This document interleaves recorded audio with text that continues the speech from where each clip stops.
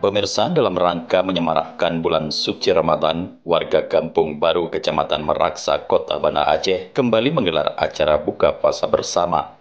Tradisi tahunan ini berlangsung di Masjid Baitul A'la 16 Maret 2025. Untuk tahun ini, panitia menyembelih 2 ekor sapi yang dimasak dalam 25 kuali kuah belangong.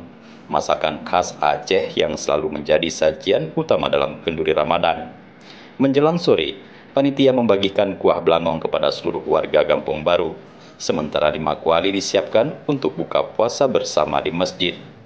Kecik Kampung Baru Darwis menyampaikan bahwa acara ini bukan hanya sebagai ibadah, tetapi juga mempererat ukhuwah antar warga Kampung Baru dan warga tetangga. Selain perhatian khusus diberikan kepada anak yatim dan fakir miskin, agar mereka juga dapat merasakan kebersamaan di bulan suci Ramadan ini.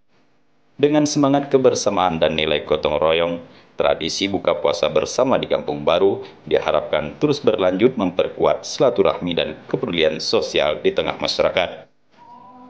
Dari Banda Aceh, Tim Liputan Kanal Inspirasi TV melaporkan.